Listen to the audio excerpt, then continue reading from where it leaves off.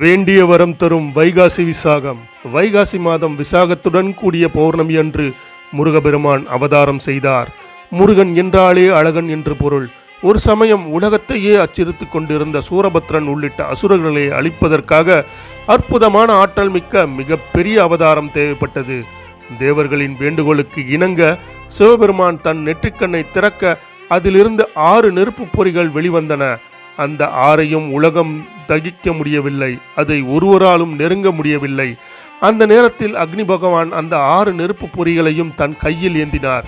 அக்னி பகவானின் கைகளில் கூட அந்த நெருப்பு பொறிகளால் தகிக்க முடியவில்லை. தாங்கிக் கொள்ள முடியாத வெப்பமாயிருந்த அந்த நெருப்பு பொறிகளை அக்னி பகவான் சரவண பொய்கையில் கொண்டு போய் சேர்த்தார்.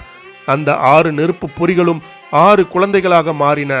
6 குழந்தைகளை வளர்க்க 6 கார்த்திகை பெண்கள் அங்கு தோன்றினார்கள். சரவண பொய்கையில் தோன்றிய அந்த குழந்தைகளை கையில் எடுத்தார்கள்.